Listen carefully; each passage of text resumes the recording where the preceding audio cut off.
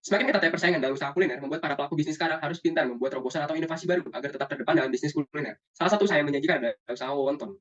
Usaha wonton ini sangat potensial dan memiliki prospek pengembangan yang positif. Seperti wonton yang sudah banyak digemari para penikmat kuliner karena bisa digabungkan dengan aneka jenis lauk pauk seperti atau sebagai pengganti nasi. Kemudian inovasi wonton ini menjadikan masyarakat praktis dalam konsumsinya. Selain praktis, harga yang ditawarkan juga terbilang terjangkau.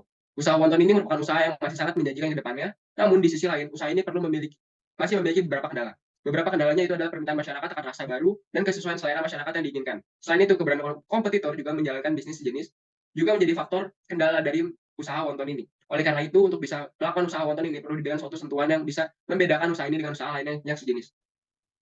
Untuk yang selanjutnya yaitu target pasar. Target pasar dari wonton ini yaitu pecinta masakan Asia, remaja, masyarakat lokal, pengunjung wisata, acara atau festival. Pertama, melakukan kunjungan langsung ke toko atau restoran yang menjual wonton dan es kue di sekitar dan mengamati jenis produk yang mereka tawarkan, harga promosi yang mereka lakukan.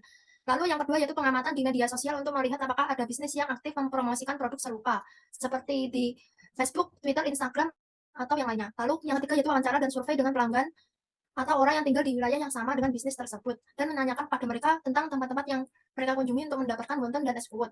Lalu yang keempat yaitu analisis lokasi dan pertimbangkan faktor-faktor seperti jarak dari bisnis, popularitas lokasi tersebut, dan apakah ada kebutuhan yang belum terpenuhi di wilayah tersebut. Berikutnya yaitu struktur pasar industri makanan wonton dan es kuot dapat dipengaruhi oleh beberapa faktor. Yang pertama yaitu rasio konsentrasi pasar, di mana dalam industri makanan wonton dan es kuot jika ada beberapa pemain yang cukup besar atau mendominasi dalam pasar dengan pangsa pasar yang cukup besar, perusahaan kecil mungkin menghadapi persaingan yang cukup ketat dan sulit untuk bersaing. Dan untuk strategi yang dapat kita lakukan yaitu dengan melakukan diferensiasi pada produk yang akan kita jual. Kemudian yang kedua yaitu tingkat diferensiasi produk atau variasi dari produk yang akan kita tawarkan. Kemudian yang ketiga ada tingkat hambatan masuk pasar, yang dimana dalam industri makanan dan es kuot hambatan masuk bisa berupa biaya yang tinggi atau mungkin regulasi pemerintah yang ketat terkait dengan keamanan pangan atau sulitnya memperoleh lokasi yang strategis. Dan untuk mengatasi hal tersebut, maka kami meningkatkan kualitas produk untuk membedakan diri dari pesaing atau menciptakan kemitraan yang strategis untuk mengurangi biaya atau memperluas jangkauan dari pasar.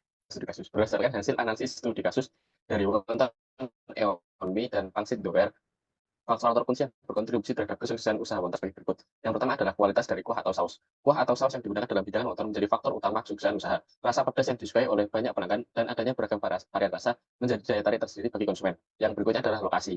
Pemilihan lokasi yang strategis dan ramai menjadi faktor penting dalam kesuksesan usaha. Contohnya lokasi yang mudah diakses oleh pelanggan. Yang berikutnya adalah pemasaran. Pemasaran yang efektif sangat penting untuk menyebarluaskan atau mengenalkan usaha kepada masyarakat. Melalui pemasaran yang tepat, baik melalui media sosial, kerjasama dengan influencer lokal, atau promosi langsung di tempat-tempat strategis dapat meningkatkan minat pelanggan. Dan yang terakhir adalah pengaruh musim. Pengaruh musim terhadap permintaan juga menjadi faktor yang perlu diperhatikan. Pada musim hujan, ketika cuaca dingin, minat pelanggan terhadap hidangan yang pedas seperti wonton meningkat. Oleh karena itu, kita dapat memanfaatkan dan memperhitungkan stok saat musim hujan atau panas.